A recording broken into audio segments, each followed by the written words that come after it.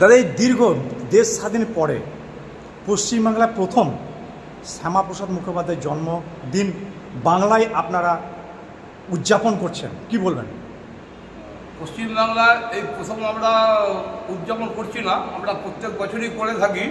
কিন্তু বিষয়টা যেটা হচ্ছে যে এর আগে যারা পশ্চিমবঙ্গের মুখ্যমন্ত্রী হিসেবে নিজেদেরকে দাবি করত, সেই কমিউনিস্টের যে যিনি ছিলেন জ্যোতি বোস বলুন, কংগ্রেসের সিদ্ধার্থ শঙ্কর রায় বলুন, তৃণমূল কংগ্রেসের মমতা ব্যানার্জি বলুন, এরা কিন্তু শ্যামাপ্রসাদ মুখার্জিকে সঠিকভাবে সম্মান দেয়নি।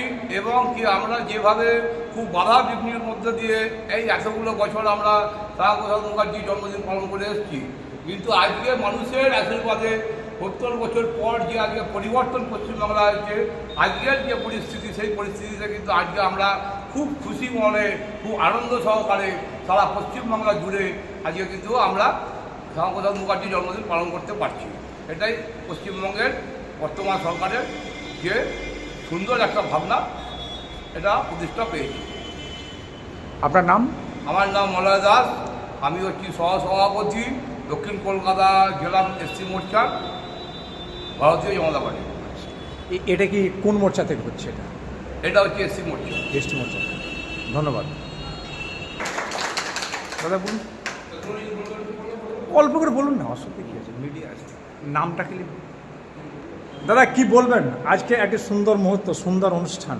আমি সুরজিৎ ঘোষ, আমি একজন বিজেপি কার্যকর্তা।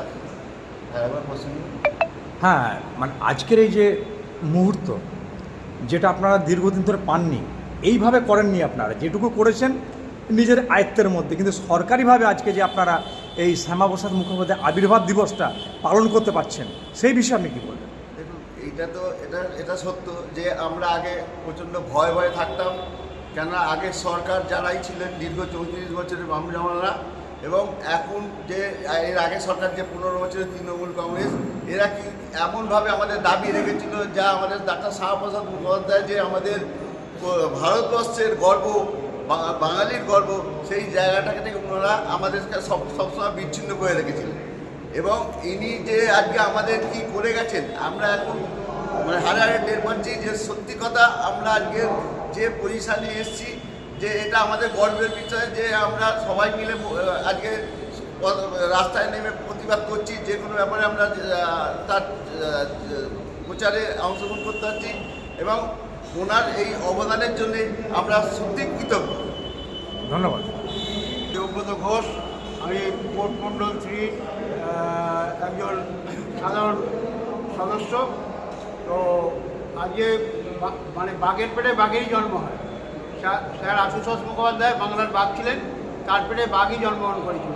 এখন যারা জন্মগ্রহণ করছে তাদের তো বোঝা যাচ্ছে না কোন এতে জন্মগ্রহণ করেছেন, কেননা বাম, কংগ্রেস এবং তৃণমূল কংগ্রেস এরা কোনো দিন সেরকমভাবে এই শ্যামাপ্রসাদ মুখার্জিকে কোনো দিন সেরকমভাবে করেননি, চিন্তাভাবনা করেননি। যাই হোক, আজকে ওনার এই যে আবির্ভাব দিবসে আমরা এক হতে পেরেছি, এর জন্য আমরা গর্বিত, আনন্দিত। আর আগামী দিনে ওনার উনি যেরকমভাবে পথের দিশা দেখিয়েছেন, সেরকমভাবে যদি চলতে পারি আমরা এগিয়ে যেতে পারবো। কিন্তু এটাকে আমাদের ধরে রাখতে হবে, হ্যাঁ, কেননা বর্তমান পরিস্থিতি যা দেখছি, তা যদি ধরে রাখতে পারা যায় খুবই ভালো হবে। ধন্যবাদ। আমি সাধারণ একজন কর্মী হিসেবে বিজেপির আজকে 125তম বর্ষ উপলক্ষে শ্যামাপ্রসাদ মুখার্জির জিরো টলারেন্সে আমরা প্রত্যেক বিরোধী এবং সততার সঙ্গে আমরা দুর্নীতি পরায়ণ যেসব ব্যক্তিরা আছে তাদের বিরুদ্ধে আমরা এক লড়াইয়ের একটা অনুষ্ঠানের মধ্যে দিয়ে আমরা শপথ নেব, যাতে আজকে বর্তমান গার্ডেন নিজে যে ধরনের দুর্নীতি পরায়ণের মধ্যে দিয়ে আমরা যাচ্ছি, হ্যাঁ, তাদের বিরুদ্ধে আমরা যথাযথ ব্যবস্থা নেব। এবং এই কর্মসূচির মধ্যে দিয়ে সবাইকে অভিনন্দন জানিয়ে আমার বক্তব্য শেষ করলাম। ধন্যবাদ।